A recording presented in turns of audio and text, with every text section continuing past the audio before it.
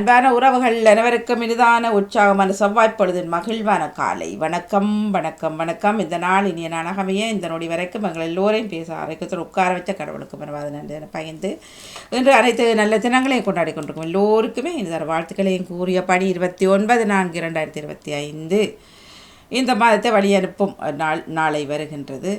ஆகவே அதனையும் நாளையன்று வியாழக்கிழமை மேடை இல்லையா, எல்லோருக்கும் விடுமுறை. ஆனால் இங்கு அப்படியெல்லாம் கிடையாது, திங்களில் தான் வேலை செய்பவர்களுக்கு விடுமுறை. ஆகவே வளமை போல நிகழ்ச்சிகள் இன்றும் இடம்பெற காத்திருக்கின்றது. முதலில் சிந்தனை நேரம் துவப்படுத்தாமல் இருக்க, அதனைத் தொடர்ந்து பொருட்சொல் 9 மணிக்கு வச்சுதான் ஊரோடு விளையாடு. 10 மணிக்கு சேகர் அவர்கள் இருக்கின்றாரா என்பதை ஒரு முறை பார்த்து கொள்ளுங்கள். அவரை தொடர்ந்து வருகின்றது சிவதர்சனி அவர்களது கேள்விச்சாரம். தொடர்ந்து இளையவர்களின் படைப்புகள் இடம்பெற்று கொள்ளும். மன்னிப்பை வேண்டியபடி நேற்று அதை போட தவறி ஓடிவிட்டேன். மக்கள் என்ன குழப்பியதால் அதை மறந்து விட்டேன். ஆகவே நேற்றையாக்கங்களும் இன்றையாக்கங்களும் இன்று நாங்க பார்த்துக்கிட்டு நீங்க மறந்துட்டு ஓப்பனிட்டு ஓடிட்டீங்க. இல்லை, நான் மறந்துட்டேன், உண்மையில் மறந்துட்டேன். அப்ப நானும் நிக்கிறேன், செல்வி நிக்கிறேன். இல்லை, செல்வியக்கா சொன்னேன் நீங்கள் பார்த்துருக்குறீங்கன்ட்டு. அப்போ இன்றைக்கு நான் ரெண்டையும் சேர்த்து போட்டுக்கொள்கிறேன். சரி, நன்றி. சிந்தனை நேரம் வாருங்கள் தமிழரக்கா. வணக்கம். உற்சாக வணக்கம் பாணி. மும்மத சிந்தனை நேரத்தில் பாலனவர்கள் உங்கள் சிந்தனையை தாருங்கள். இனிமையான காலை வணக்கம். நமது அன்பான சகோதரி திருமதி தோமலர் கல்விராஜன், அப்படி நலமாக உற்சாகமா இருக்கீங்களா? உற்சாகமாக இருக்கிறேன், நன்றி. நீங்கள்? நாங்கள் நலத்தோடும் உற்சாகத்தோடு இருக்கோம். நன்றி சகோதரி. சகோதரிக்கு நன்றிகளை சொல்லிக்கொண்டு நம்முடைய அன்பு சகோதரி திருமதி கலவாணி மோகனுக்கும் கால வணக்கங்களை கூறிக்கொண்டு சொன்னங்களை விசாரித்தபடி மற்றும் இந்த நாளை காண தந்த என்றென்றும் உயிரோடு இருக்கின்ற இயேசுராஜனுக்கு இருதயத்தின் ஆழத்திலிருந்து கோடான கோடி நன்றிகளை சொல்லிக்கொண்டு எங்களோட பாமத்தின் அதிபர் நம்பி சகோதரர் திருவாளர் நடாமோகன் குடும்பத்தினரையும் மற்றும் பாமத்தில் கலந்து சிறப்பிக்கின்ற அனைத்து குடும்ப உறவுகளுக்கும் மற்றும் எல்லோருக்கும் கால வணக்கங்களையும் இயேசுராஜனுடைய நிறைந்த ஆசீர்வாதங்கள் என்றென்று கிடைக்கணும்னு சொல்லி ஒவ்வொருவரையும் இயேசுவின் நாமத்தில் வாழ்த்தி கொண்டு சகோதரி கண்டலிருந்து ஈச்சமூட்டை வேலுப்பிள்ளை பாலன் இன்றைக்கு கிறிஸ்தவ தொடர் இலக்கம் சகோதரி 501 அப்படி சொல்லிக்கொண்டு வளமை போல புதிய ஏற்பாட்டில் புனித லூக்காளின் சுவிசேஷம் 12ஆம் அதிகாரம் இறை வார்த்தைகள் 28-40 முடியும். இயேசுவினுடைய பரிசுத்தம் உள்ள நாமத்துக்கு சோத்திரம். இப்படி இருக்க அற்ப விசுவாசிகளே, இன்றைக்கு காட்டிலிருந்து நாளைக்கு அடுப்பிலே போடப்படுகிற புல்லுக்கு தேவன் இவ்விதமாக உடுத்துவித்தால் உங்களுக்கு உடுத்துவிப்பது அது நிச்சயம் அல்லவா?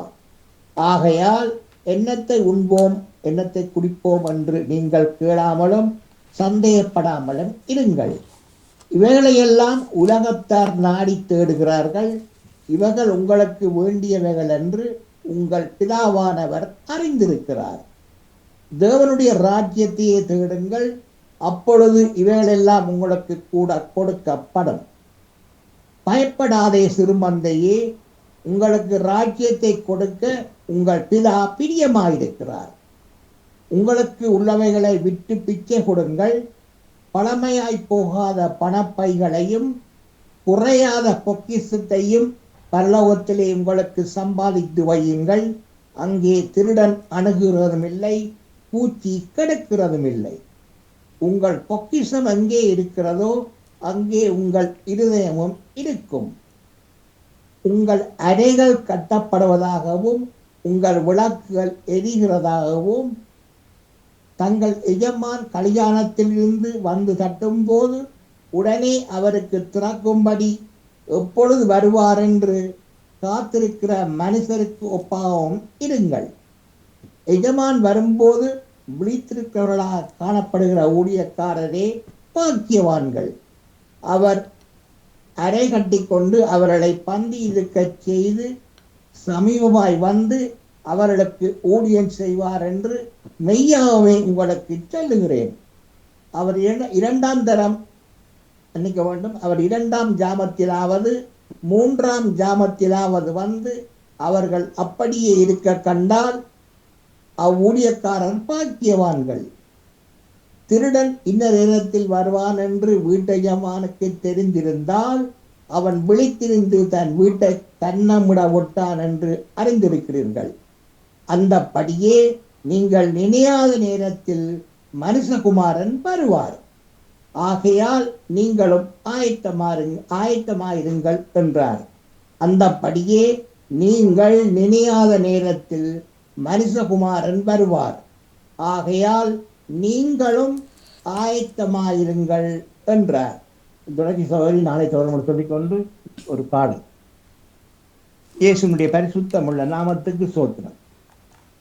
யோசனையில் பெரியவரே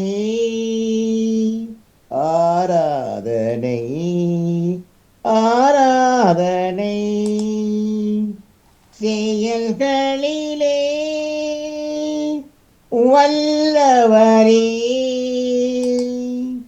ஆராதனை ஆராதனை, யோசனையில் பெரியவரே ஆராதனை ஆராதனை, செயல்களிலே வல்லவரே ஆராதனை ஆராதனை, ஓசன்னா உன்னத தேவனே ஓசன்னா ஓசன்னா ஓசன்னா, கண்மணி போல் காப்பவரே ஆராதனை ஆராதனை, கழுகு போல சுமப்பவரே ஆராதனை ஆராதனை, ஓசன்னா உன்னத தேவனே ஓசன்னா ஓசன்னா ஓசன்னா, யோசனையில் பெரியவரே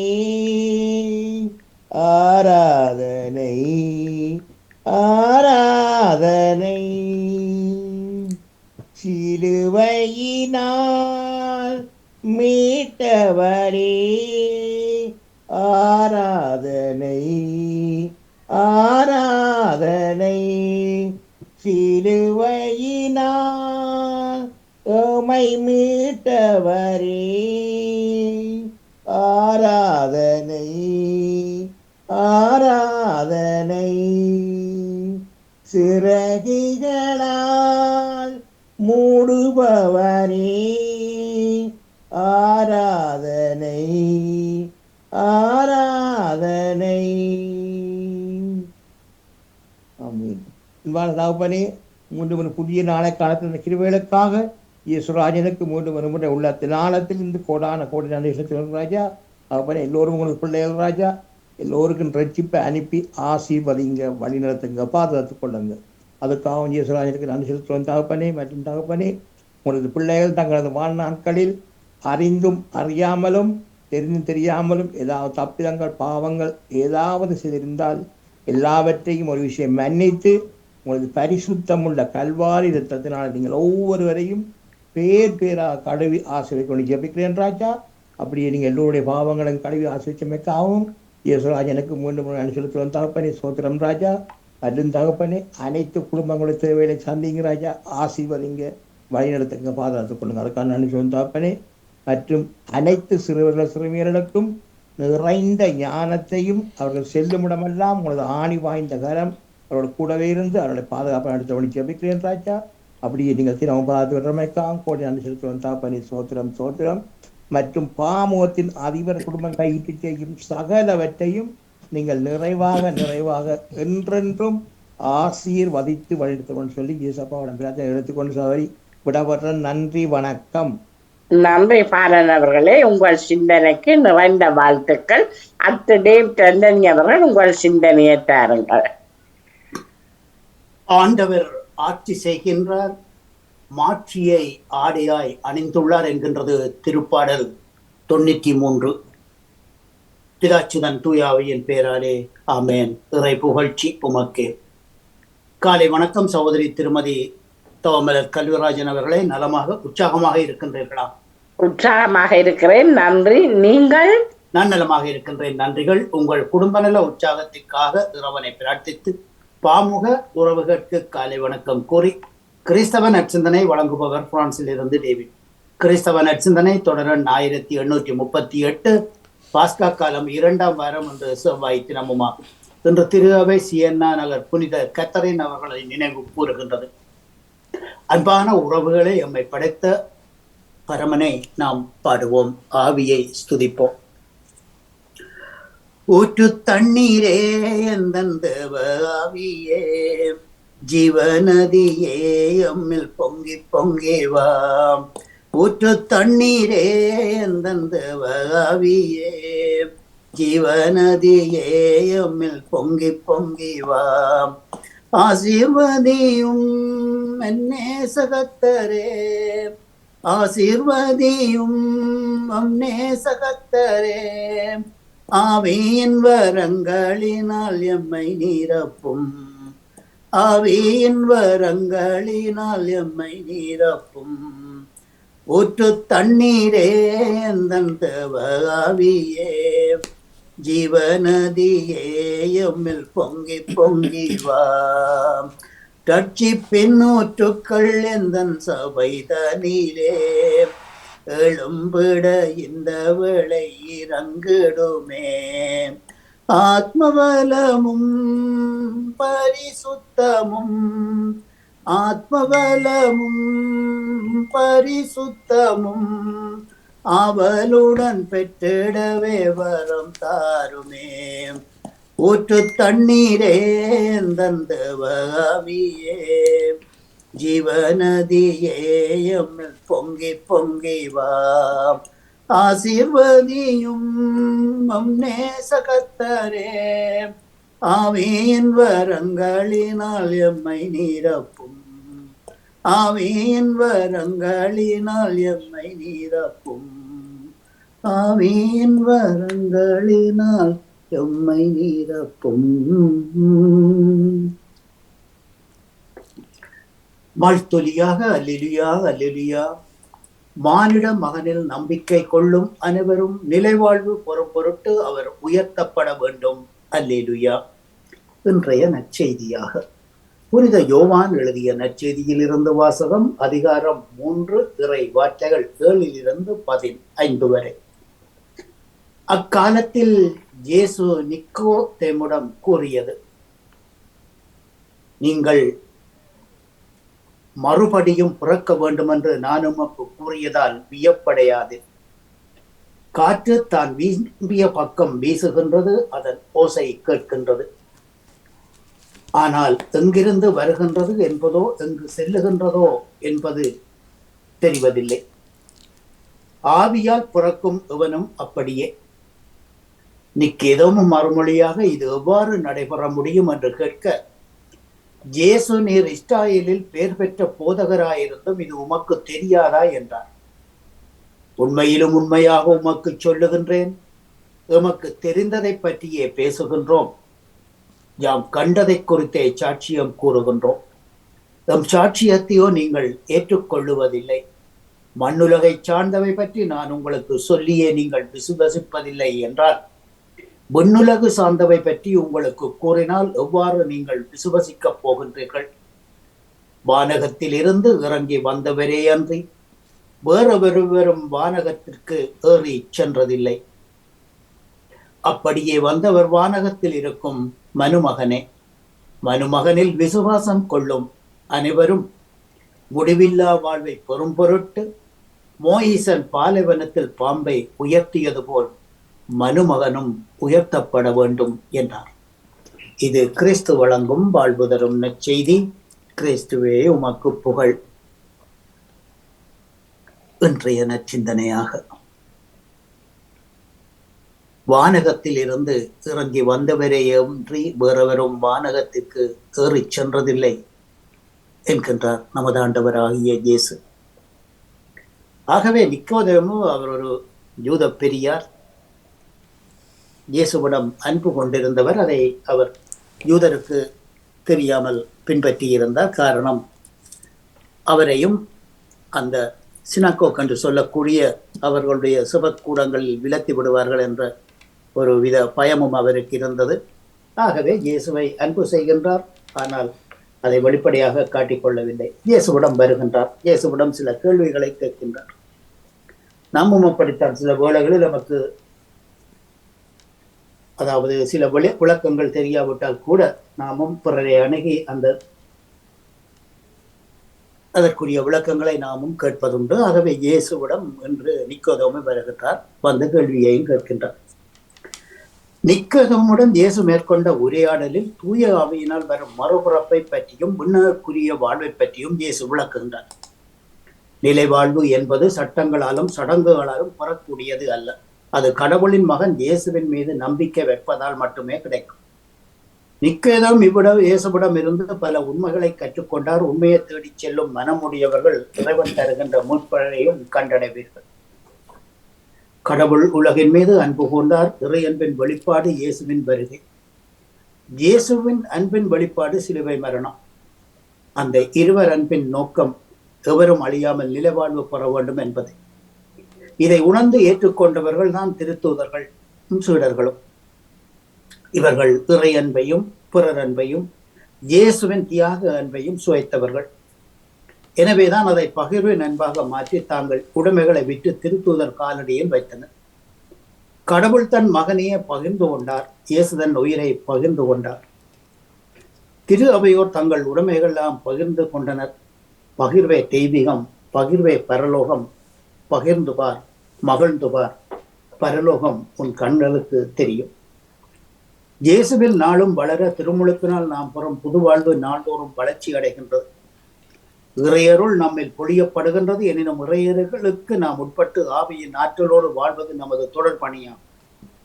நமது ஊனுடலில் ஆற்றல் நிலையற்றது, நமது சக்தி பயனற்றது. ஆகவேதான் தூய ஆவியின் ஆற்றலால் நிரப்பப்பட வேண்டும் என இயேசு இங்கே விளைகின்றார். யூத தலைவர்களுள் ஒருவரான நிக்கோதேமுடன் இயேசு உரையாடினார். தூய ஆவியின் இயல்பை ஒருவர் பெற்றால்தான் அவர் இறையாட்சியின் உரிமையை பெற முடியும் என்கின்றார் இயேசு அவருக்கு விளக்கமாக. இயேசுவின் வழியாக நமக்கு அருளப்பட்ட இறை வாழ்வில் நாம் நம் பங்கு கொண்டு வளர்ச்சியடைய வேண்டியது நாம் பெற்றுக்கொண்ட அழைப்பின் நோக்கம் இந்த அல்லேலூயாவின் வழிகாட்டுதலும் ஆகும். இந்நச்சிந்தனையில் இணைந்திருந்த அனைத்து பாமுக உறவுகட்கும் இந்நாளிலே இறைவன் நிறையாசி வழங்க வேண்டி எல்லோருக்கும் பொதுவான இறைவனை பிரார்த்தித்து விடைபெறும் இன்றைய நாளிலே அன்பு தங்கை திருமதி கலைவாணி மோகன் அவர்களுக்கும் வாழ்த்துக்கள் கூறி அன்போடு விடைபெறுகின்றேன். அன்பு தங்கையை திருமலர் தவமலர் கல்விராஜன் அவர்களை மீண்டுமாக நாளைய சிந்தனையோடு அடுத்த தலைமுறை நோக்கி சிறப்பு குழந்தைகள் விழிப்புணர்வு மாதத்தில் நன்றி வணக்கம் தங்கையை. நாளைய தினம் மீண்டுமாக சந்திப்போம். நன்றி டேவிட் ஆண்டனி அவர்களே, உங்கள் சிந்தனைக்கு நிறைந்த வாழ்த்துக்கள். அடுத்து ஜேம்ஸ் அல்ஸ்டன் அவர்கள் உங்கள் சிந்தனையை தாருங்கள். எல்லோருக்கும் நிறைந்த வணக்கம். இன்றைய நாள் இறைவன் தந்த புதிய நாள். இந்த நாளிலே இறை ஆட்சியும் இறை அருளும் நிறைந்திருக்க ஒவ்வொருவரையும் இன்றைய நாளில் அழைத்து நிற்கின்றோம். இந்த பொது உடைமை, அதாவது இங்கே நாம் பார்க்கின்றோம் என்னவென்று சொல்லி சொன்னால், இயேசுவிலே நம்பிக்கை கொண்ட மக்கள் ஒரே உயிராக இருந்தனர். எவரும் தங்களுடைய உடைமைகளை தம்முடையதாக கருதவில்லை என்றொரு செய்தி இன்றைய நற்செய்தியின் முதலாவது பகுதியிலே இருக்கின்றது. இந்த பொது உடைமை கொள்கை ஆரம்ப காலத்திலே, அதாவது கம்யூனிசம் என்று சொல்லி சொல்லுவார்கள், இந்த கொள்கை உலகாயுத கொள்கையாக தமிழிலே இருந்திருக்கின்றது. அடுத்ததாக இன்னொன்றை பார்க்கின்றோம். நிக்கோதேமுஸ் இவர் இயேசுவை சந்திக்க செல்லுகின்றார். சிலர் இவர் பயத்தினாலேதான் இரவிலே சந்திக்க சென்றார் என்று சொல்லுகின்றார்கள். ஒரு ஆய்வாளர் வேறு விதமாக எழுதுகின்றார் என்றால், அன்றைய தினம் சனிக்கிழமை நீண்ட தூரம் நடக்க முடியாது, அது அவர்களுடைய சட்டத்திலே இருந்தது. ஆகையினாலே பிற்பகலிலே சந்திக்க செல்லுகின்றார். இவர், அதாவது நிக்கோதேம், மற்றது அடுத்ததாக அரிமத்தியா யோசேப்பு என்று பார்க்கின்றோம். இவர்கள் எல்லாம் பெரிய தலைவர்கள், அதாவது ஒரு விதமான பெரிய சக்தி கொண்டவர்கள். அதாவது என்னவென்று சொன்னால் தலைமை குருக்கள்.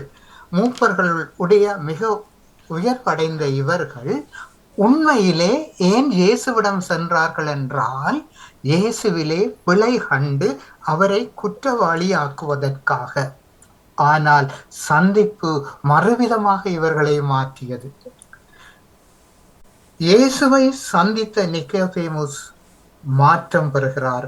அரிமத்தியா யோசேப்பு மாற்றம் பெறுகிறார். இயேசுவை சந்தித்த போது ஒரு அழகான கார், பென்ஸ் காரிலே ஒருவர் வருகின்றார். வந்து ஒரு கடை வாசலுக்கு முன்னாலே நின்று ஹோன், அதாவது ஹோன் என்பதை அழுத்தி ஒரு துண்டொன்றை நீட்டுகின்றார். கதவை திறந்து அந்த பொருள்களை தருமாறு. நான் கடையினுடைய முதலாளி, இவர் எனக்கு வந்து காருக்குள்ள இருந்து துண்டு நீட்டுவதோ, என்னட்டையும் பென்ஸ் கார் இருக்கு, இறங்கி வரும் என்று சொல்லி சொன்னார். அவர் வரவில்லை. திரும்பியும் பொத்தானை அழுத்தி அவர்களை அழைக்கின்றார். போகவில்லை. 3ஆம் தடவை பார்க்கின்றார். பெரியதொரு லிஸ்ட் இவரிடம் இருக்கிறது. ஆகையினாலே நல்ல வியாபாரம், ஏன் நான் கர்வம் கொள்ளுவான், அவரை அழைத்து நான் இந்த பொருட்களை கொடுக்கலாம் என்று தன்னுடைய உதவியாளரை அனுப்புகிறார். அங்கே போய் உதவியாளர் துண்டை வாங்கிட்டு வந்தால் எல்லாம் விலை உயர்ந்த பொருட்கள். இவைகளை பேக் செய்து, அதாவது ஒன்றாக்கி அவருடைய காரிலே வைப்பதற்காகவும் பணம் பெறுவதற்காகவும் அந்த கடையினுடைய முதலாளி செல்லுகின்றார். அந்த கார் கதவை திறந்த பொழுதுதான் தெரியும் அந்த காரிலே வந்தவருக்கு ஒரு கால் இல்லை என்று. அதாவது எம்முடைய சிந்தனைகளிலே கர்வங்கள் கொள்ளாமல் நாம் இறைவனை மனிதர்களிலே காண்பதற்கு இன்றைய நாள் எமக்கு அழைப்பு தருகிறது. அந்த கர்வத்தினை அவர் தொடர்ந்து வளர்த்திருந்தால் உண்மையிலே அந்த காரிலே வந்தவர் யார் என்பதை அவர் புரிந்திருக்க முடியாது. எனவே நம்முடைய வாழ்விலும் நாம் மற்றவர்களை புரிந்து கொள்வதற்கு கர்வங்களை, அதாவது ஈகோ என்ற நிலையை நாம் வைத்திருக்காமல் இறங்கி செல்வதற்கு இன்றைய நாள் அழைப்பு தருகிறது. அன்பு நிறைந்த ஆண்டவா, அமைதியின் தூதுவனாய் என்னை பயன்படுத்தும். பகையுள்ள இடத்தில் பாசத்தையும், மனவேதனை உள்ள இடத்தில் மன்னிப்பையும், ஐயமுள்ள சூழலில் விசுவாசத்தையும், அவநம்பிக்கையுள்ள மனதில் நம்பிக்கையையும், இருள் சூழ்ந்த இடத்தில் ஒளியையும், துயரம் நிறைந்த உள்ளத்தில் மகிழ்ச்சியையும் தந்து அருள் புரியும். நான் ஆறுதல் பெறுவதை விட நான் ஆறுதல் அளிக்கவும், பிறர் என்னை புரிந்து கொள்ள விரும்புவதை விட நான் பிறரை புரிந்து கொள்ளவும், பிறருக்கு அன்பை அளிக்கவும் அருள் தாரும். இன்றைய நாளிலே பிறந்த தினம் மகிழ்வான தினத்தினை கொண்டாடுகின்றவர்கள். இன்றைய தினத்திலே என்னை யாராவது ஒருவர் வாழ்த்துவார்களா என்று ஏங்கி நிற்கின்றவர்கள். உம்முடைய நாட்டிலே போரினாலே கைகால்கள் இழந்து இன்றும் கூட அவதிப்படுகின்றவர்கள். இன்றைய நாளிலே வைத்தியசாலையிலே துயருறுகின்றவர்கள். எத்தனையோ பேருக்கு உதவி தேவைப்படும் போது, நாம் உதவி செல்லும் போது இறைவனுடைய பணியை செய்கின்றோம் என்பதை தெரியாமலே பணியாற்றுகின்றவர்கள். வேலைகளுக்கு, கடமைகளுக்கு செல்வதனாலே இந்த உலகம் வாழ்கின்றது, அது இறை பணி என்பதை புரியாமலே பணியாற்றுகின்றவர்கள். அவர்களுக்கும் இந்த டிவியின் பொறுப்பாளர் வாணிமோகன் அவர்களுக்கும், இதனை நெறிப்படுத்துகின்ற தங்களுக்கும், இதை தளத்திலே காத்திருக்கின்ற, கேட்டுக்கொண்டிருக்கின்ற ஒவ்வொருவருக்கும் இறையாட்சியின் அருள் நிறைந்திருக்க வேண்டி விடைபெறுகிறேன். நன்றி, வணக்கம். நன்றி ஜேம்ஸ் அல்சன் அவர்களே, உங்கள் சிந்தனைக்கு நிறைந்த வாழ்த்துக்கள். அடுத்து ஞானதேசன் அவர்கள் உங்கள் சிந்தனையை தாருங்கள். கலை உற்சாக வணக்கம். கலைவாணி மோகனுக்கும் தொகுப்பாளினி தோமலர் கல்விராஜன் அவர்களுக்கும் வணக்கம். மற்ற அதிபர் அவர்களுக்கும் அனைத்து பாமர்களுக்கும் இது எங்கிருந்த காலை வணக்கத்தை கிறிஸ்தாசுடன் கூறிக்கொண்டு நான் ஜெயமந்த ஞானதேசன். உயிர்ப்பு நாளின் இன்றைக்கு எனது ஆக்கம் 1994. உயிர்ப்பு நாளின் பாஸ்கா காலத்தின் 2ஆம் நாளின் 2ஆம் நாள் செவ்வாய்க்கிழமை. கிறிஸ்தவ நற்சிந்தனை. இறைவனுடன் நம்பிக்கை கொள்ளும் அனைவரும் நிலை வாழ்வை பெறுவர். நம்பிக்கை வாழ்வின் அச்சாணி. நம்பிக்கை இழந்தான் வாழ்க்கை இழந்து விடுகின்றான். நம்பிக்கை நமக்கு இருக்க வேண்டிய 3ஆம் கை. அதை நாம் இழந்துவிட்டால் நாம் வெற்றுக்கை. நம்பிக்கைகள் பலவிதம். அதில் சீடர்களின் நம்பிக்கை ஒரு விதம். நாங்கள் காண்பவற்றை அல்ல, நாங்கள் காணாதவற்றை நோக்கி வாழ்கின்றோம். காண்பவை நிலையற்றவை, காணாவது என்றெல்லாம் நிலைத்திருப்பவென நிலையான ஒன்றின் மீது நம்பிக்கை கொள்கின்றனர். இப்படி நம்பிக்கை ஒவ்வொரு மனிதத்துவம் ஒவ்வொரு கோணத்தில் வெவ்வேறு நிலைகளில் பார்க்கின்றான். உதாரணமாக இஸ்ராயேல் மக்களின் நம்பிக்கை உலகப் பொருட்கள் மீது இருந்தது. ஆனால் ஆபிரகாமின் நம்பிக்கையோ அளவற்ற இறைவன் மீது இருந்தது. அதனால்தான் தன் சொந்த நாட்டையும் உடைமைகளையும் உறவுகளையும் விட்டுவிட்டு இறைவனை பின்தொடர்ந்தனர். இன்றைய நமது நம்பிக்கையின் பணம், பதவி, பட்டம் நமது திறமைகளின் மீது இருக்கின்றதா, அல்லது நம்மை அன்றாடம் வாழ்விக்கும் கடவுள் மீது உள்ளதா? போலி நம்பிக்கையின் மீது அல்ல, குறை நம்பிக்கையிலும் அல்ல, வாழ்வு தரும் இறைவனின் நம்பிக்கை கொள்வோம், நிலை வாழ்வை பெறுவோம், இறைவனை நினைத்து செவிப்போம், முக்தி பெறுவோம். நன்றி, வணக்கம். நன்றி ஜானடேசன் அவர்களே, உங்கள் சிந்தனைக்கு நிறைந்த வாழ்த்துக்கள். அடுத்து நேவிஸ் பிலிப்ஸ் அவர்கள் உங்கள் சிந்தனையை தாருங்கள். வணக்கம் நேவிஸ் அவர்களே. அல்லாவிட்டால் அனா அவர்கள் உங்கள் சிந்தனையை தாருங்கள்.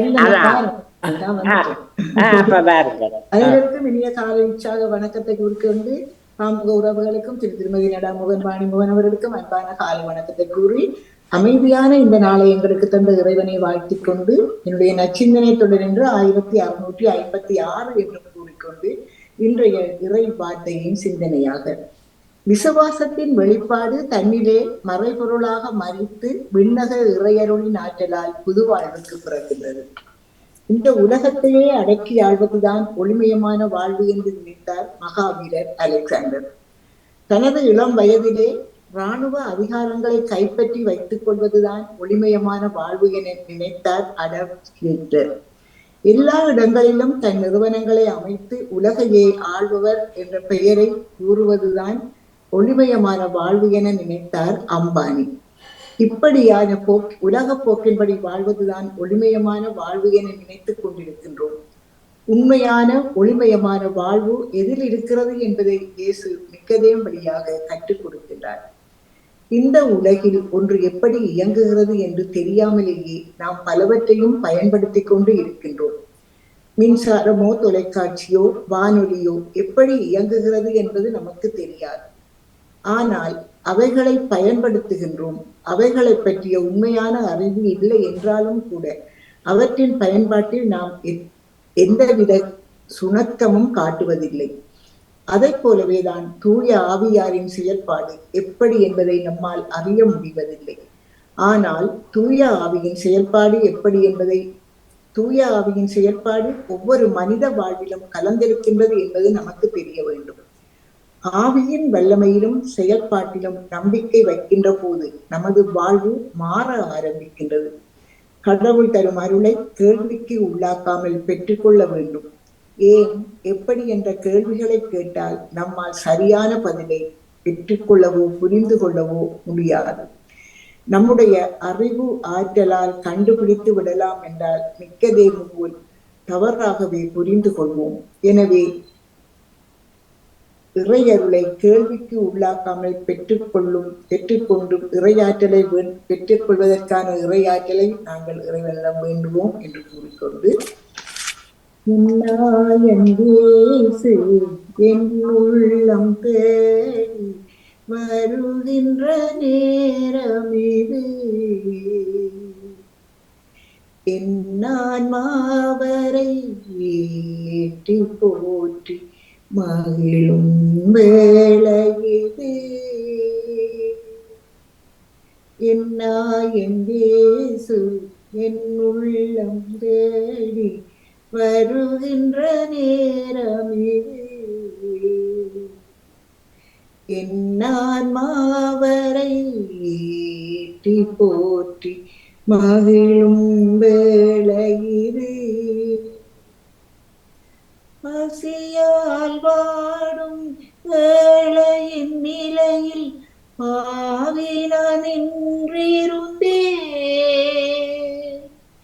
பரமன் இயேசு பாவத்தை அகற்றி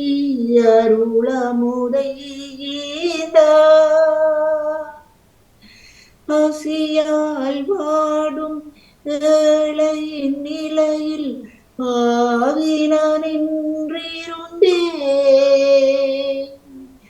பரமன் இயேசு பாவத்தை அகற்றி அருளமுதை ஈந்தார். அருளமுதை ஈந்தார். என் நாயன் இயேசு என் உள்ளம் தேடி வருகின்ற நேரமிது.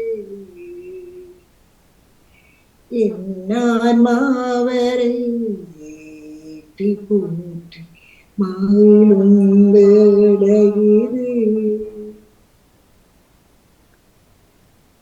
என்று வேண்டிக் கொண்டு தாமலர் உங்களுக்கு இந்த அதிகாலை பொழுதுநிலை இந்த இறைவேண்டலை சிந்தனை இருக்கின்ற எல்லோருக்கும் இந்த நாள் இனிய நாளாக மலர வேண்டும். நீங்கள் எடுத்துக்கொள்ளுகின்ற எல்லா முயற்சிகளும் சிறந்து செலுத்து மேம்பட்டு வந்து வளர வேண்டும் என்று வேண்டிக் கொண்டு இன்றைய நாளில் வருகின்ற எல்லா நிகழ்ச்சிகளையும் அவரோடு எதிர்பார்த்தபடி எல்லோரும் நலமாக வாழ்வோம் என்று கூறிக்கொண்டு விடுமின் அன்பாக விடைபெறுகிறேன். தாமலர்களே பாணிமுகன் அவர்களுக்கு அன்பான வாழ்த்துக்களையும் கூறி நன்றி. நேவிஸ் அவர்களே, உங்கள் சிந்தனைக்கு நிறைந்த வாழ்த்துக்கள். அனா அவர்கள் உங்கள் சிந்தனையை தாருங்கள். மீண்டுமாக ஒரு புதிய காலை பொழுதில் எங்களை இணைத்த இறைவனுக்கு நன்றி கூறி, பாமுக தொலைக்காட்சி உறவுகளுக்கு என்னுடைய நன்றிகளையும் வாழ்த்துக்களையும் கூறிக்கொண்டு, புலம்பல் புத்தகத்தில் 3ஆம் அதிகாரம் இறைவசனம் 22 தொடக்கம் 25 முடிய. ஆண்டவரின் பேரன்பு முடிவுறவில்லை, அவரது இரக்கம் தீர்ந்து போகவில்லை, காலை தோறும் அவை புதுப்பிக்கப்படுகின்றது. நீர் பெரிதும் நம்பிக்கைக்குரியவர் ஆண்டவரே, என் பங்கு என்று என் மனம் சொல்கின்றது. எனவே நான் அவரில் நம்பிக்கை கொள்கின்றேன். அவரில் நம்பிக்கை வைப்போரும் அவரை தேடுவோருக்கும் அவர் நல்லவர். ஆமீன்.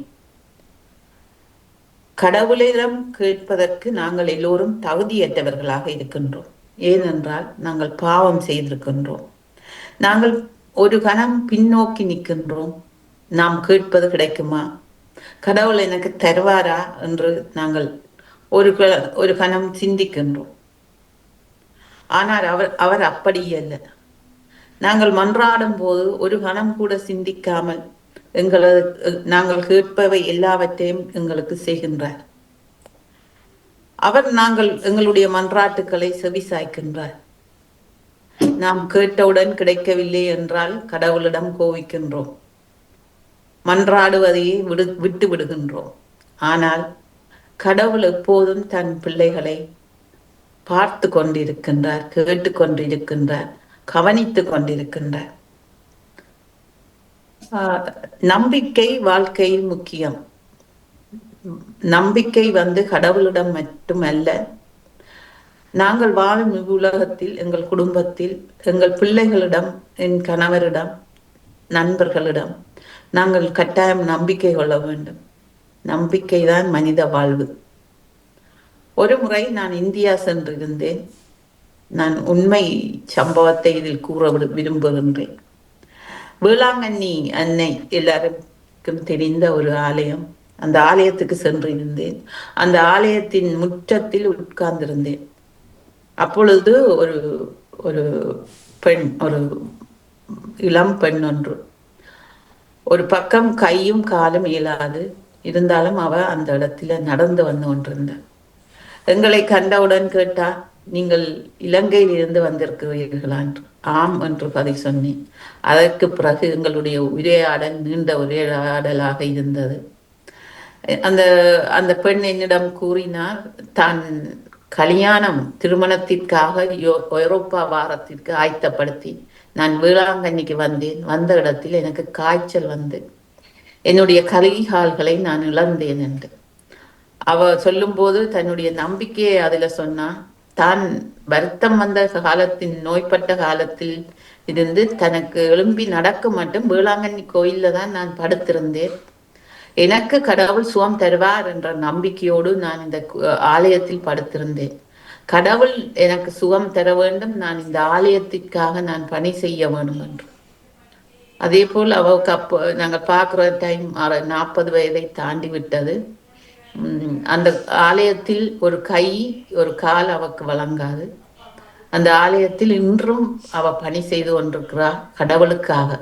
அவளோட நம்பிக்கையைத்தான் நான் பார்த்தேன். என்ன நம்பிக்கை இது! இந்த இவ்வளவு பெரிய நம்பிக்கை, தன்னுடைய வாழ்க்கையை கூடிய பார்க்காமல் தான் கடவுள் மேல வச்ச நம்பிக்கை, கடவுள் தனக்கு தந்த அந்த சுகத்திற்காக தான் கடவுளுக்கு பணி செய்ய வேண்டும் என்று அவ விரும்பியதை நிறைவேற்றி கொண்டிருக்கின்றார். ஆகவே நாங்களும் கடவுள் மேல் நம்பிக்கை உள்ளவர்களாக, எங்கள் வாழ்க்கை மேல் நம்பிக்கை உள்ளவர்களாக, நாங்கள் வேண்டுதல்கள் மேல் நம்பிக்கை உள்ளவர்களாக கிடைக்கும் என்ற ஒரு நம்பிக்கையோடு வாழ வரம் வேண்டி, இயேசுக்கே புகழ், இயேசுக்கே நன்றி, மரியே வாழ்க.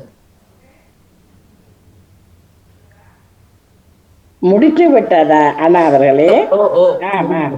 நன்றி. உங்களுடைய சிந்தனைக்கு நிறைந்த வாழ்த்துக்கள். அது மஜிதா முகமது அவர்கள் உங்கள் சிந்தனையை தாருங்கள். வணக்கம் அக்கா. வணக்கம். வணக்கம். அனைவருக்கும் வணக்கத்தையும் நன்றியையும் வாழ்த்தையும் கூட்டிக்கொண்டு எனது சிந்தனையாக நபிகள் நாயகம் ஸல்லல்லாஹு அலைஹி வஸல்லம் அவர்கள் சொன்ன பொன்மொழிகள் தான் நான் சிந்தனையாக தருகின்றேன். ஒவ்வொரு மனிதர்களுக்கும் கோபம் என்பது ஒரு உணர்வாக எழுகின்றது. அந்த கோபம் நாங்கள் அந்த வீரத்துல சண்டை பிடிச்சி மல்யுத்த காரணப்பட போய் நின்றுட்டு அந்த சண்டை பிடிக்கிறதுவன் உண்மையான வீரன் இல்லை.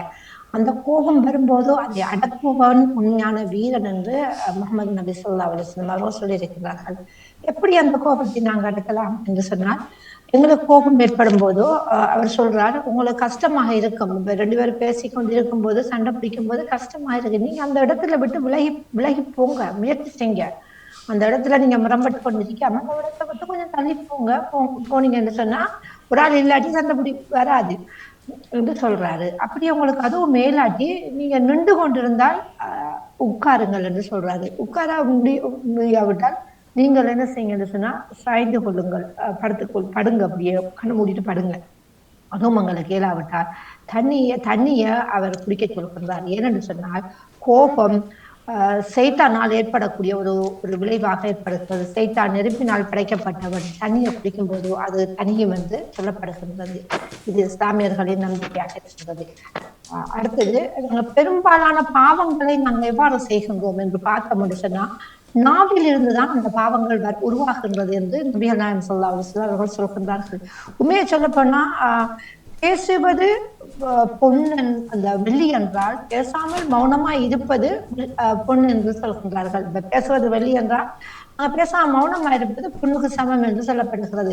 அப்ப உண்மையான எங்களோட பாவங்கள், கூடுதலான பாவங்கள் எங்களோட நாவில இருந்துதான் பிறக்கிறது. ஏன்னு சொன்னா அந்த நாவால தான் நாங்கள் நன்மையை செய்கின்றோம், ஆனால் தீமைகளை கொட்டி கறக்குகின்றோம். ஒவ்வொரு ஆக்களையும் அந்த நரம்பில்லாத நாட்களை நாங்கள் எவ்வளவு பேசிக்கொண்டிருக்கின்றோம். அந்த நாவில இருந்துதான் அந்த எங்களுக்கு அந்த இதுகள் வருகின்றது. இறைவன் எங்களுக்கு வழங்கப்பட்ட பெரிய பிரசாதங்கள் என்று சொல்லப்பட்டால் அது நேரமும் ஆரோக்கியம் என்று சொல்லப்படுகின்றார். கட்டாயம் நாங்கள் நடைமுறைப்படுத்த வேண்டும். இஸ்லாமிய மக்களுக்கு கட்டாயப்படுத்தப்பட்டிருக்கிறது நேரம். பல விடயங்கள்ல நேரம் கட்டாயப்படுத்தப்பட்டிருக்கிறது. தொழுகையில பார்த்தீங்கன்னு சொன்னா 5 நேர தொழுகை எங்களுக்கு தரப்பட்டிருக்கிறது. அந்த நேரங்கள் குறிக்கப்பட்டிருக்கிறது. அந்த தொழுகை அந்த 5 நேரத்துக்குள், அந்த குறிப்பிட்ட நேரத்துக்குள் அந்த தொழுகை தொழவேணும். இப்ப சுபஹ்ன்னு சொன்னா காலை நேர தொழுகை, துஹர்ன்னு சொன்னா மதிய நேர தொழுகை, அஸர்ன்னு சொன்னா மாலை நேர தொழுகை, மஹரிப்ன்னு சொன்னா சூரிய மறைந்ததுக்கு பிறகான தொழுகை, இஸ்ரான்னு சொல்றது இரவு நேர தொழுகை. அந்த தொழுகைக்கு நேரங்கள் குறிக்கப்பட்டிருக்கிறது. அந்த தொழுகையை நாங்கள் தவற விட்டோம் என்று சொன்னால் நாங்கள் ஹல்லா என்று சொல்லி அந்த தொழுகையை இறைவனுக்காக நாங்கள் இந்த காரணத்துக்காக பின்பற்றப்பட்டு விட்டது என்று சொல்லி அந்த முதல் நேர தொழுகையை தொழுது கொடுத்தால் இந்த தொழுகையை நாங்கள் சொல்ல வேண்டும். அந்த நேரம் கட்டாயப்படுத்தப்பட்டு இருக்கின்றது. அதே போல ஆரோக்கியத்தையும் பற்றி சொல்லப்பட்டுகின்றது.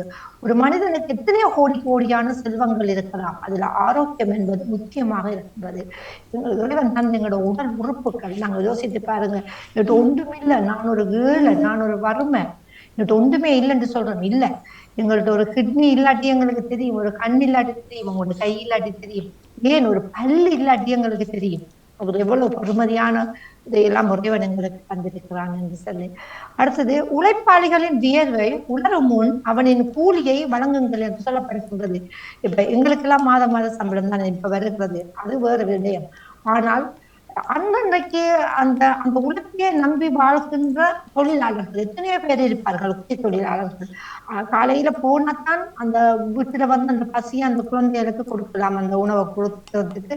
அது வந்து சிலாக்கள் ஏமாத்துவாங்க, அதுலயும் நப்பி பிடிச்சு கொண்டு கொடுக்க மாட்டாங்க. ஆனால் அந்த உழைப்பாளிகளின் வியர்வை, அவங்களோட வியர்வை முங்கமல் அவர்களிடம் பேரம் பேசாமல் அவன் கூலியை கொடுத்து விடுங்கள் என்று சொல்லப்படுகின்றது. அடுத்தது, பூமியில் உள்ளவர்களை நான் நேசிக்காதவரை வானில் உள்ள நான் உன்னை நேசிக்க மாட்டேன். நாங்க 5 நேரம் தொழுகிறோம், 5 கடமைகளையும் நாங்க நிறைவேற்றுகிறோம், அவ்வளவு நாங்கள் இஸ்லாமியர்கள் என்ற ஒரு மட்டத்துக்குள்ள நாங்க நெத்தில ஒட்டிக்கிட்டு திரிவோம். அப்படி அல்ல, எங்களோட எண்ணங்களுக்கு கூலி இருக்கிறது. நான் வானத்திலிருந்து எல்லாவற்றையும் நான் தூணிலையும் இருப்பேன் துரும்பிலையும் இருப்பேன் என்று சொல்கின்றான் இறைவன். காத்துக்கொண்டே இருக்கின்றேன்.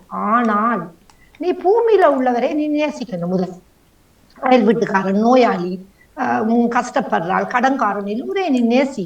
அப்பொழுதுதான் நான் உனக்கு தருவேன். எப்படி தருவார் இறைவன்?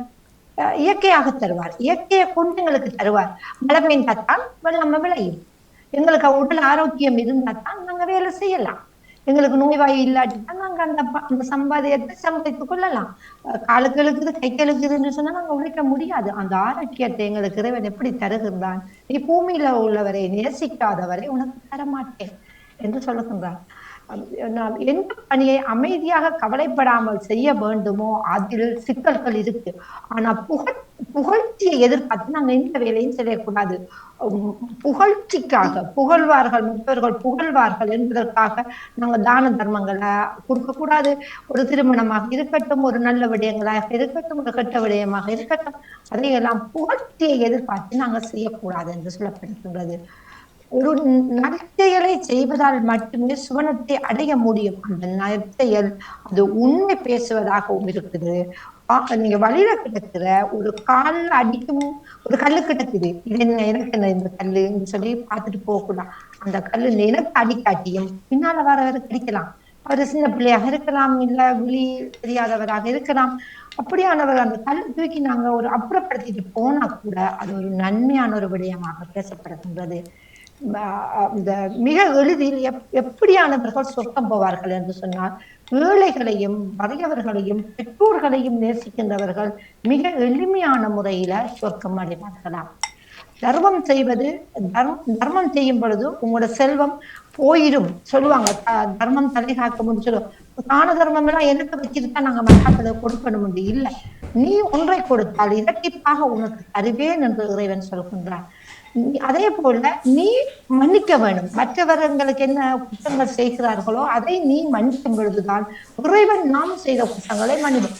நான் யாரையும் மன்னிக்க மாட்டேன், நான் இப்படித்தான் இருப்பேன், நான் இறங்கவே மாட்டேன் என்று சிலாக்கள் இருப்பாங்க. ஆனா அப்படியானால் நாங்க செய்யற பாவங்களை எப்படி இறைவன் மன்னிப்பான்? நாங்க எந்த கோயிலுக்கு போகணும், எந்த பள்ளிவாசல்ல போவோம், எந்த சேர்ச்சில போவோம், போய் விழுந்து வணங்குறோம், 5 நேரமும் தொழுகிறோம், எப்படி எங்களை மன்னிப்பாரு இறைவன்? நாங்கள் மன்னிக்க வேண்டும். எங்களை முதலில் புடம் போட்டு பார்க்க வேண்டும். முதலில் மற்றவர்களை நாங்கள் புடம் போடுவதை விட நாங்கள் புடம் போட வேண்டும். இறைவன் மிகவும் விரும்பும் வீடு எது என்றால், அனாதைகளையும் இந்த வழிப்போக்கர்களையும் வரவேற்கிற வீடு, அவங்களை நேசிக்கின்ற வீடு தான் ஒரு அழகான வீடாக இறைவன் விரும்பும் வீடாக இருக்கின்றது. அடுத்தது, எளிமையாக வாழ்வது இறைவனுக்கு பிடித்த ஒரு செயலாக இருக்கிறது. எளிமையாக நாங்க வாழணும், புகழுக்காக நாங்க வாழக்கூடாது. அடுத்தது, பதுக்கல் செய்பவர் பாவியாக ஆகின்றார். வியாபாரங்கள் நடக்குது என்று வைத்துக் கொள்ளுங்க. அந்த வியாபாரத்துல என்ன செய்வார்கள்? நாளைக்கு அரிசிக்கு விலை கூடுன்னு செய்தியில வந்தா சரி, அரிசியே எரியாது மார்க்கெட்ல. போராக்கள் எல்லாம் அரிசி இல்லைன்னு சொல்லுவாங்க. ஏன்னு சொன்னா வியாபாரிகள் எல்லாம் பதுக்கி விடுவாங்க அந்த அரிசியை. என்னன்னா அடுத்த நாளைக்கு நாங்க கூட விற்கலாம்னு. பெட்ரோல் பிரச்சனை வந்துச்சு, மக்கள் எல்லாம் கீழே நின்றாங்க. எல்லார வீட்டுலயும் பெட்ரோல் இருந்துக்குதான் விற்கிறாக்கள்கிட்ட. ஆனா அதை லாபம் வைத்து விற்பார்கள்.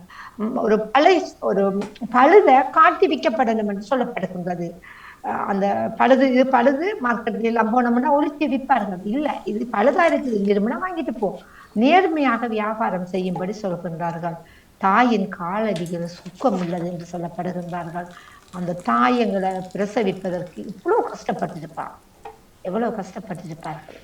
அந்த தாயிட காலடியின் கீழ் தான், காலடியின் தான் உயர்த்தி பார்த்தா சொர்க்கம் இருப்பதென்று இல்லை.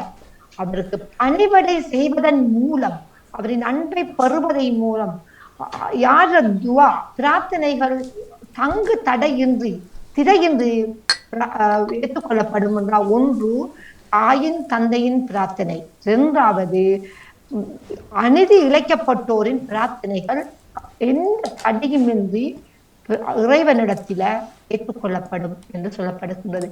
நிறைய நபிகள் நாயகம் ஸல்லல்லாஹு அலைஹி வஸல்லம் அவர்கள் சொல்லியிருக்கிறார் நல் ஹதீசுகள். அதை நாங்க வாழ்க்கையில எங்களுக்கு மற்றவர்களுக்கு நாங்கள் சொல்வதை விட நாங்கள் எடுத்துக்கொண்டு அதில் எந்த விடயம் எங்களுக்கு சரியாக இருக்கிறது என்று எங்களை புடம் போட்டு பார்த்துக்கொண்டு நாங்கள் வாழ்வோமாக என்று கூறிக்கொண்டு அடுத்த வாரம் அடுத்த ஹதீஸ்களோடு இணைந்து கொள்கின்றேன். அக்கா, உங்களுக்கும் சிறப்பான வாழ்த்துக்களை கூறிக்கொண்டு இணைந்து கொண்ட அனைவருக்கும் நன்றியையும் வாழ்த்துக்களையும் கூறிக்கொள்கின்றேன். நன்றி. நன்றி வஜ்ஜா முஹம்மத் அவர்களே, உங்கள் சிந்தனைக்கு நிறைந்த வாழ்த்துக்கள்.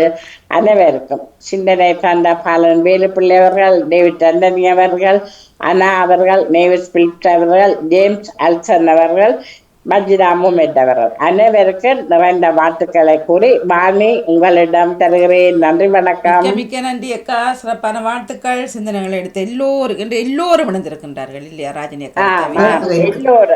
எல்லோரும் இணைந்திருக்கிறார்கள், மகிழ்வாக இருந்தது. ராஜினி அக்கா நம்ம ஓடி வரட்டும். அவருக்கும் வாழ்த்துக்களை இணைத்தபடியே இணைந்த எல்லோருக்கும் நன்றி. பொது சிந்தனைகள் இருப்பின் தரலாம். செல்வியா ஓடோடி வந்திருக்கிறார் வஜிதா என்ற சிந்தனையை கேட்டுட்டு.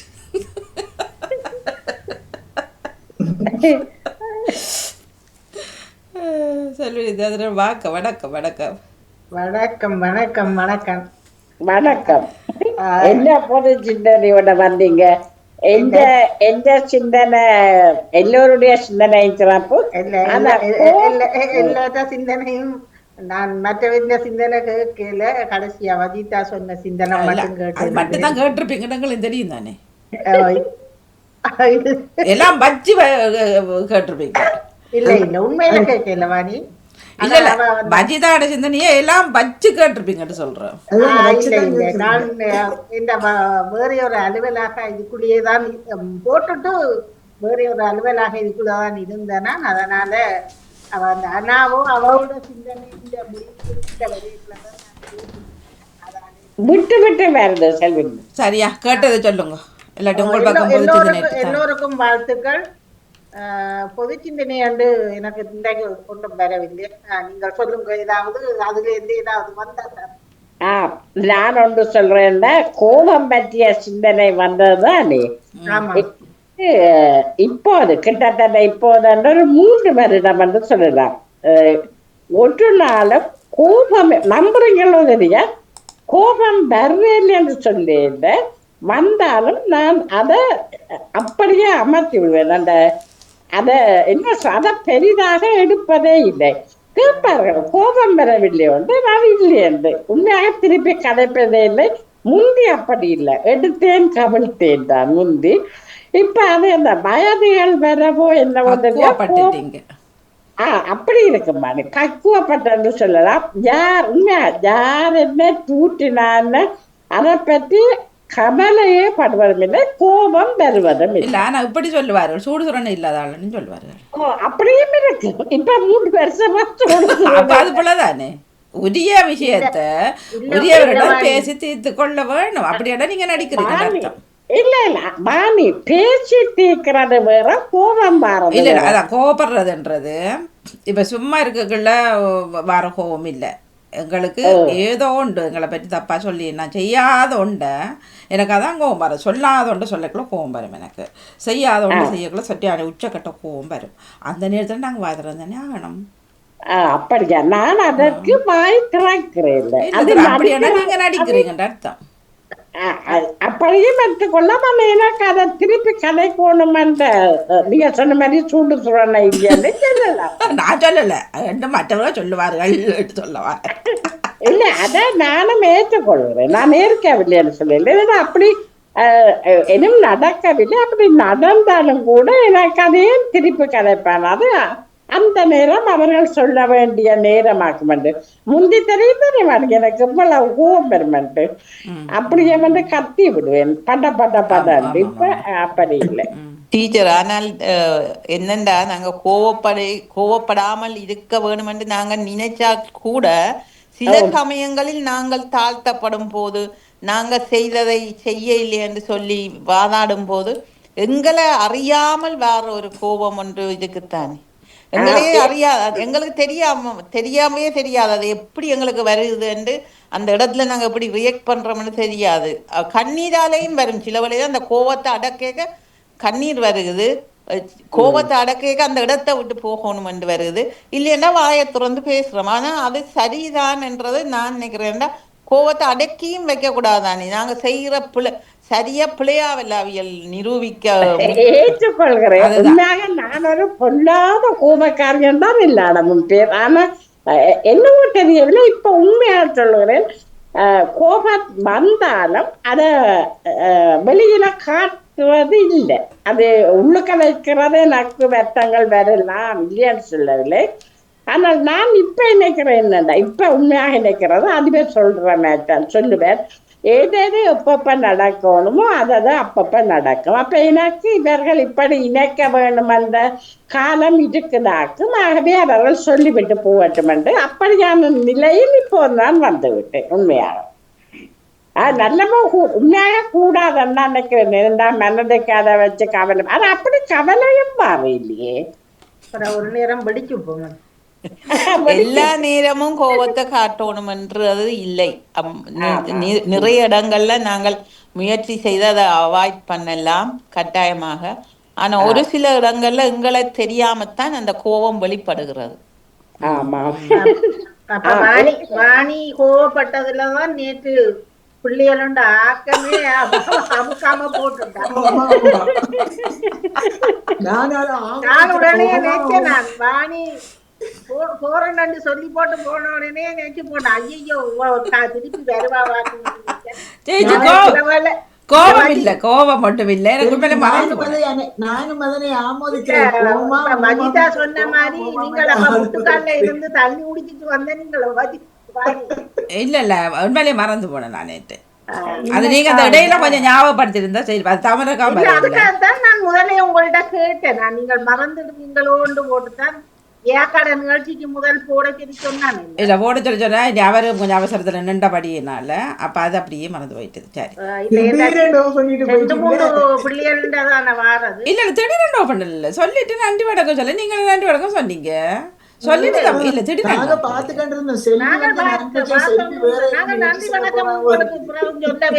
இல்ல சொன்னது சொல்லித்தான் நான் அதை நாங்கள் நிகழ்ச்சி இதுக்கண்டு போட்டு நான் சொல்லிதான் நான் தெரியல. நாளில் எனக்கு நான் மறந்து போட இதுல பிள்ளைகள் ஆக்க நாங்க போட்டு அந்த ப்ரோக்ராம் முடிஞ்சதுதானே. அப்ப அதுக்கு நீங்க இல்ல அதான் அதோட முடிஞ்சு நினைச்சு கூட மைண்ட்ல ஃபிட் பண்ணிட்டேன். ஓகே திரும்ப திரும்ப சொன்னா கோவம் தான் வரும். நன்றி வணக்கம். இதே நேரம் ஜேம்ஸ் அல்ஸ்டன் வந்து கோன் அதாவது எடுத்துட்டு யோசித்தார், ஒன்றும் வர இல்லை கோனுக்கு சரியா. கோன் அடித்தார்கள்னு சொன்னார்கள் தானே, அதாவது சொல்லிட்டு பிறகு கொஞ்சம் நேரம் யோசித்தார், அந்த கோனுக்குரிய தமிழ் வர இல்லை. தமிழுக்கு தமிழ்ல கோனுக்கு என்னன்னு சொல்லுங்க அப்போ. தொலைபேசி கோன் அடிக்கிறது தொலைபேசிட்டா பிறந்த பிள்ளைக்கும் தெரியுமாங்கோ. நான் ஹோனுக்கு அலைபேசி அலைபேசி இல்ல இல்ல இல்ல இது ஹோன் கார்ல உள்ள கோன் அடிக்கிறப்ப அதத்தான் ஜேம்ஸ் ஆல்சன் சொல்லிட்டு சிந்தனையில, அதாவது என்றார் யோசித்தார் வர இல்லை, திரும்ப அப்படியே கதையை தொடர்ந்துட்டார். அதுக்குரிய தமிழாக்கம்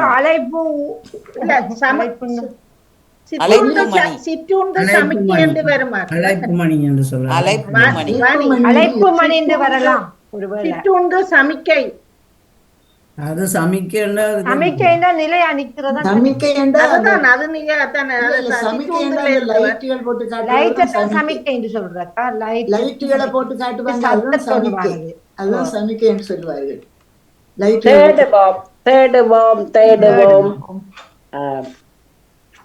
இந்த கோபம் பத்தி சொன்னீங்க தானே வாணி, எல்லாருக்கும் கோபம் வருந்தான். இல்லை இல்லை அது இருக்கட்டும், நீங்கள் அந்த கோனுக்கு முதல்ல கேளுங்க. இப்போ ஓட்டோவில் இருந்து கோன் அடிப்பார்கள், காரில் இருந்து முன்னுக்கு போனவன் முன்னுக்கு போகிற கார் மூவ் பண்ணால் தான் அவர் போகலாம், பின்னால் இருந்து அடி அடின்னு அடிப்பார்கள். ஏண்டா பறந்தா போகிறது? ஹாரன் அடிக்கிறேன்னு சொல்லுவாரு, ஹாரன் என்று சொல்லுவாரு, அது இங்கிலீஷ் பேசுறது இல்லை, அது நீங்கள் இந்திய தமிழை கொண்டு வராதீங்க. இந்தியாவில் அது இல்லை, இது ஒரு சத்தம் தானே வரும் சத்தம் ஒலின்னு சொல்லலாம், சத்தொலின்னு எழுப்புற ஒலி என்று வரும், சித்தூந்து எழுப்பும் ஒலி என்று வரும். சிற்றுண்டு மட்டும் இல்லை, உங்களுக்கு எல்லாம் தான் எழுப்புது. எல்லாத்திலும் பொதுவானது எழுப்பு ஒலி என்று வருமோ? எழுப்பு ஒலி எழுப்பொலி என்றது எல்லாம் தானே வருது. விழிப்புணர்வு ஒலிந்து வரலாம் ஒருவேளை. விழிப்புணர்வு விழிப்புணர்வு உங்களுக்கு எங்க வருது? அதில் அறிவிப்பு அறிவிப்பு அறிவிப்புன்னு வரலாம் ஒருவேளை. யோசிச்சு பாருங்க. நீங்க இப்ப கோயில என்ன சொல்றீங்களா இருக்கும் அறிவிப்பு மணி அறிவிப்பு ஓசைன்ட்டு. நான் சொல்றேன் கோன் அடிக்கிறது, கோன் அடிக்கிறது இருக்குத்தானே. இந்த ஆபத்து வரப்போகுது, நீங்க தள்ளி நில்லுங்க, அறிவிப்பு தானது. எங்க பின்னால் இருக்கிற கார் முட்டி கொண்டு முன்னுக்கு வந்து கோன் அடிப்பான் நீ போ பண்ணாண்டு, அது அறிவிப்பு மணியும். அதான் சும்மா ஒரு ஓட்டோ அடிச்சு கொண்டே போ, தேடி கொண்டு வருவோமா? அதைத்தான் தேடுவோம்.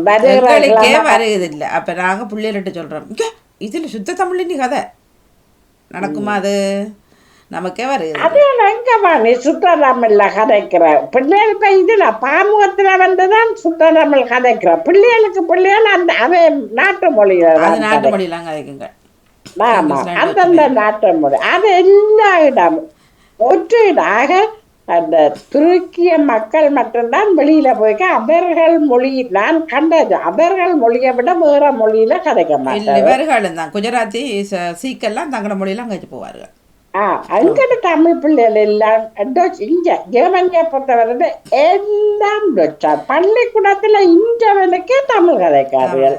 சரி, நாங்கள் வஜிதா நேரத்தை கொடுத்து அங்கே சேகர் இருக்கிறார், பிறகு சிவதர்சினி இருக்கிறார், நேரத்தோடு ஓடுவோம். நன்றி எல்லோருக்குமே, வணக்கம். நன்றி வணக்கம். தேடி பிடிச்சி வாங்குவோம். நன்றி வணக்கம். கோனுக்குரிய சொல். சரி.